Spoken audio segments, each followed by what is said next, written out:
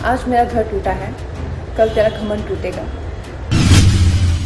कंगना का घर तोड़ते ही उद्धव सरकार में बगावत शुरू हो गई है। सरकार डामाडोल हो चुकी है। आखिरकार कंगना ने कहा था मेरा तो घर टूटा है, लेकिन उद्धव आपका घमंड टूटेगा। और उसके बाद अब असर शुरू हो गया है। आखिर कैसे बैकफुट पर आ चुकी है शिवसेना सरकार, ये आज आपको दिखाएंगे। तो चलिए शुरुआत करते हैं। नमस्कार, स्वागत है आपका एडवांस इंडिया पर। मैं हूं नवीन चौहान।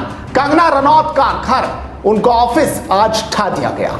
इसके बाद लगातार शिवसेना सरकार इस कार्रवाई के बाद बैकफुट पर है, डामाडोल नजर आ रही है। उद्धव सरकार के इशारों पर पीएमसी ने कंगना रनौत का दफ्तर तोड़कर बदले वाली राजनीति का परिचय दिया, जिसके बाद महाराष्ट्र सरकार में शामिल सत्ताधारी पार्टी कांग्रेस में भीतरी कलह की शुरुआत हो गई है। शिवसेना में भी भीतरी कलह हो गई है। कांग्रेस पार्टी में तो गृह युद्ध छिड़ गया है।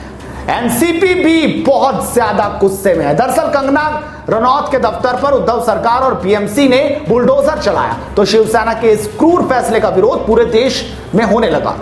कांग्रेस में भी इसे लेकर आपसी जंग छिड़ गई है। कांग्रेस नेता संजय निरुपम ने इस कार्रवाई का विरोध करते हुए उद्धव सरकार को लताड़ लगाई, तो वहीं सरकार में मंत्री और कांग्रेस नेता असलम शेख ने इस कार्रवाई का समर्थन कर दिया। संजय निरुपम ने ट्वीट कर उद्धव सरकार से सवाल पूछा, कंगना का ऑफिस अवैध था या उसे डिमोलिश करने का तरीका, क्योंकि हाईकोर्ट ने कार्रवाई को गलत माना है और तत्काल रोक लगा दी। पूरा एक्शन प्रतिरोध से अतिप्रोत था, लेकिन बदले की राजनीति की उम्र बहुत छोटी होती है। कहीं एक ऑफिस के चक्कर में शिवसेना का डिमोलिशन ना शुरू हो जाए। महाराष्ट्र सरकार में मंत्री और कांग्रेस नेता असलम शेख ने कंगना रनौत को गद्दार तक बता दिया। उन्होंने कहा कि कंगना गद्दार है, कंगना कोई मदर टेरेसा नहीं है, वो महाराष्ट्र को बदनाम करने का काम कर रही हैं। असलम शेख ने कंगना पर गंभीर आरोप लगाते हुए कहा कि वो बीजेपी आयोजित एजेंडा है। कंगना का ऑफिस इसलिए टूटा क्योंकि इलीगल था। जीवन सब चीज एकाएक होती है। रिया के जीवन में भी एजेंसी पूछताछ के लिए एकाएक आई थी। देश को न्याय देने का काम मीडिया नहीं कर रही। बिना वजह कंगना और सुशांत के मुद्दे को तूल दिया जा रहा है। बिहार चुनाव के बाद सुशांत का मामला किसी न्यूज चैनल पर नहीं दिखेगा। ये वही मंत्री असलम शेख हैं जब अभिनेता सोनू सूद को शिवसेना ने टारगेट किया था, तब असलम ने ही सोनू सूद को मुख्यमंत्री उद्धव ठाकरे से मिलवाकर मामले को शांत किया था। असलम शेख ने इस कार्रवाई पर सफाई तो दे दी, लेकिन उन्होंने कोर्ट के आदेश की धज्जियां उड़ाने वाली पीएमसी और उद्धव सरकार की करतूत का बखान नहीं किया। कांग्रेस के अलावा अब तो खबर यह भी आ गई है कि एनसीपी प्रमुख शरद पवार भी बेहद गुस्से में है। पार्टी में बात यहां तक उठ रही है कि सरकार से समर्थन ही वापस क्यों न ले लिया जाए, क्योंकि अजीत पवार का विरोध देखने को मिल रहा है। अजीत पवार भी कह रहे हैं कि आखिरकार उनकी बिना सहमति के ये हुआ क्यों।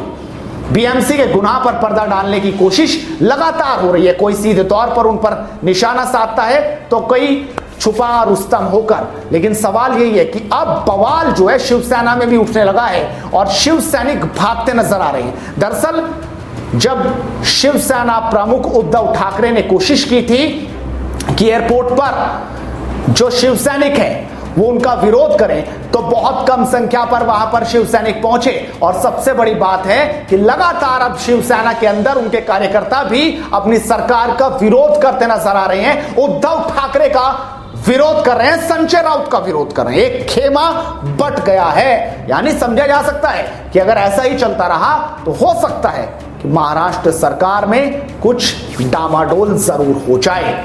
इस वीडियो पर आप अपनी राय जरूर दीजिए और इस वीडियो को शेयर कीजिए। साथ ही जुड़े रहिए एडवांस इंडिया के साथ, क्योंकि खबरों के अंदर की खबर सिर्फ हम आपको देंगे। नमस्कार।